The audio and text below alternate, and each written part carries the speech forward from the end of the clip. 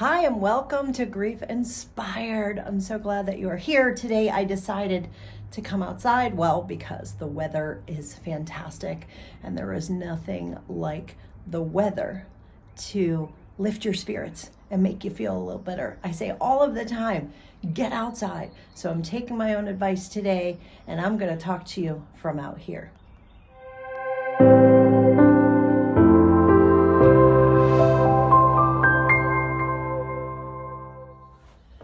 Hi, and welcome back to Grief Inspired. So today we're going to be talking about giving up and when we want to give up.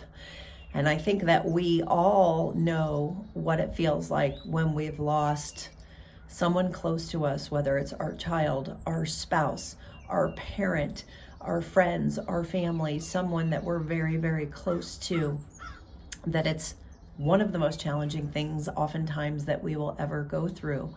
And I think that we all have a moment when we have to decide, do we want to keep going or do we want to give up? And I think that whether you're conscious of making that choice or not, or maybe you're still making that choice for yourself. You want to try. Do you want to not give up on yourself? Do you want to not give up on your future and what your loved one would want for you? The idea for this video came because I am in the process, as most of you know, my dad died a little over 6 months ago, and my parents have a house in Edenton, North Carolina, and we often go back there still because my mom is living with me here. And we love the church that she belongs to there. It really is a spiritual community. My dad was very active there. My mom was very active. All of her friends were affiliated with the church. And as you all know, I grew up Catholic. And so we go to St. Anne in Edenton, North Carolina, and I take my mom there. And I was listening to a sermon from the priest that is there. Hey there, it's Catherine, and I want to interrupt this video for just a second to remind you to hit that like button, to hit the subscribe button, and to ding that bell icon. So the like button shows other viewers that you like this video, so hit that like button and then they'll show that video to other people. If you subscribe to my channel, it's going to remind other people that the content that I have here is valuable and that they should listen to it too. And if you hit the bell icon, well, the bell icon is for you so that you will never miss one of my videos as I'm releasing it. I want to spread my mission. You can learn how to live again after your loss. So hit those buttons and let's get back to our video. His name is Father Jairo, and this man is incredible. He is literally sent down to earth from God, and he is as close to God as I've ever been. That you can see, like, it's almost like he literally does have a halo over his head. He is very humble. He is very kind. He cares about every member of his parish. And when we were going through the loss of my dad, he was there for us, and he cared, and he showed up, and he continues to check in on us and make sure that we're okay. And when we go back, because sometimes we come to a church here in Virginia Beach, and sometimes we go back there, we are always very, very welcome. We're called friends there, not guests when we go back. So anyways, I think you get the point. I love this guy, love everything. And he has such good messaging. And this past weekend, we were visiting again, and he asked a question, and he said, how easily do you give up? And he said, you know, think about this. We give up on our things. How quick are you to throw away something that's a little bit broken or a little bit worn out? Are we quick to just throw it out and get rid of it and buy something new? And then he transitioned to what I want to talk about with you today is how easily do we give up on ourselves? how easily do we give up on the people that we love? And I thought it was so poignant because it has so much to do with grief and the grief process. And I asked you earlier, like, we all have to make the decision, do you want to give up? Or do you want to figure out how to keep on living? And what I do here is when someone says, I want to figure out how to keep on living, those are the people that I want to work with. The thing that's so important about grief, and sometimes we forget, is that we think that grief is about loss and grief is about death. But the thing that we need to realize, that grief isn't about death and it isn't about loss. It's about figuring out how to live with that loss. We can't change the loss. We can't bring our loved ones back. That's what we all want. And if we could figure out how to do that, we would do that. We want to know that they are safe wherever they are. If you believe in heaven, then you want to know that they're in heaven. You know, as a Catholic, I believe in the resurrection and that one day I will see my dad and I will see Jackson and I will see my puppy and all the people who have died as well, that I'll get to see them again. But it all comes back to your life and living. And he went on to talk about the difference between light and dark. And we all know that there is a darkness that comes with grief.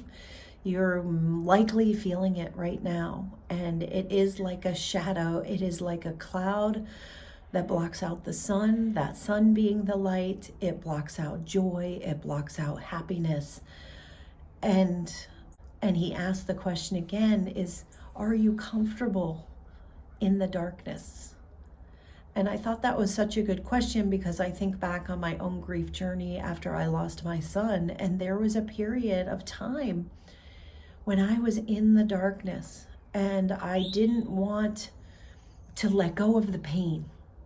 I didn't want to let go of the hurt that I felt, of the sadness, because my son lived for such a short time, only 6 weeks, that subconsciously, I thought that if I gave up the hurt, if I gave up the pain, if I let some of that go, if I learned how to be happy again, that somehow I would be giving up on him and that I would be losing him. And so I think it is possible to get really comfortable in the darkness and being sad and thinking that things aren't going to get better, in realizing that you haven't laughed in a really long time. And it's something that I try to add into my grief course because there is so much to be sad about. There's tons to cry about. But I think we need to try to find joy and we need to be looking for it. So I don't know if you've noticed the bird that is flying in and out of the tree behind me, but that is so cool because what that tells me is that there's likely a bird's nest in there. There's likely going to be new birds from eggs, new life that's going to be coming. And so you may have witnessed that, you may have seen that, and now the bird's not coming now that I've said it, but you may not. So the question is what are you looking for? Are you looking for the light? Or are you wanting to stay in the darkness? And again, it is a choice and there's no judgment, and you can stay in the darkness as long as you need. Become a time, if you're not there yet, when you're like, this darkness is so heavy. It's heavy to carry, and I don't want to continue to carry this. I want to be able to put down the pain of my grief, the pain of loss, and find something else.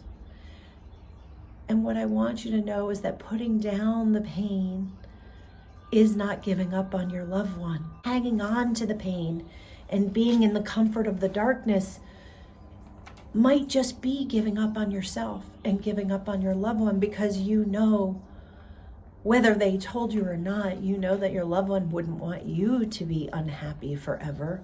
They wouldn't want you to be carrying the pain of guilt that so many of you carry.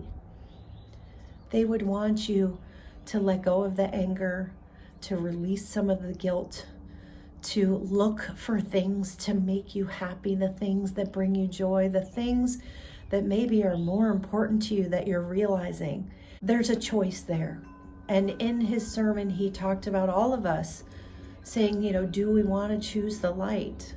And so I'm asking you that question. Do you want to choose the light? And then the second question is, what does that mean for you? So I want you to write down below if you do want to choose the light. And I want you to take a few moments and ask if you want to choose that light, and what does that mean for you. I want to share with you the light that they found, right? So you're going to hear a video coming up from Greg, who lost his wife and is now about to get married again because he was in his 50s and didn't want to choose to be alone for the rest of his life. And so he talks in there about how his first wife, who has left, that he's fulfilled his obligation, which is till death do us part, and he's found new happiness with someone else who has embraced his first wife and all that she made him. And that's so exciting. Things that others have done that are so beautiful, that involve maybe going to the senior center for the first time, maybe reaching out to a friend to get together, maybe it's asking someone to coffee, maybe it's working on a new craft, or finding just the right kitty cat or puppy dog, or spending time with your horse, Kisia, who I know you love your horse so much. Whatever it is, it's finding joy in things that make you happy. I challenge all of you that if you really want to find true joy, and this is hard, but it works, and this is a grief tip, is that you take the focus off of yourself and your own pain, and you put the focus on someone else who really needs you. Who can you help? Who can you serve? Because I promise you, if you put that out, if you serve someone else, you will find joy, you will find love, it will come back to you. So the best way to find a friend is to become a friend. The best way to get help yourself is to help someone else. The best way to find joy is to be joy. And so I want to ask you, and there's our birdie, are you open to finding light in the darkness of your grief? Are you open to letting go and giving up the things that you should give up, but not giving up on yourself? Because that is my inspiration for you today, is to not give up on yourself.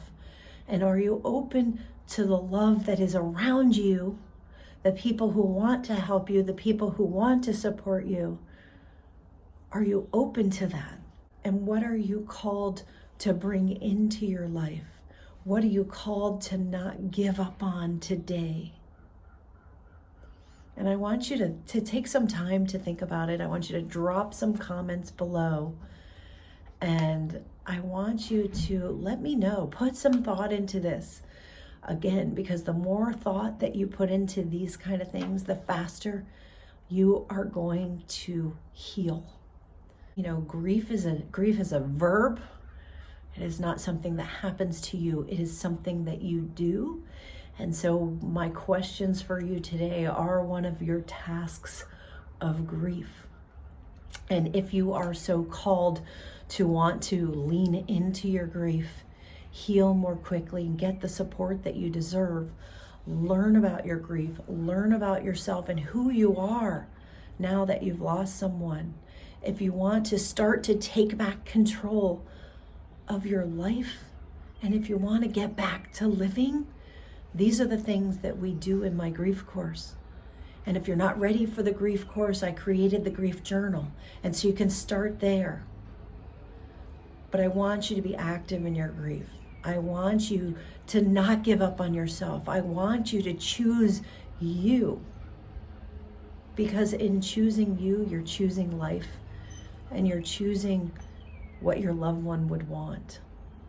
Till you see them again. In whatever form that is for you. Thank you so much for watching. Drop your questions below. Did this make sense to you? Did this help you on your grief journey? As always, if I can help you, I want to help. Grief is a process. I help.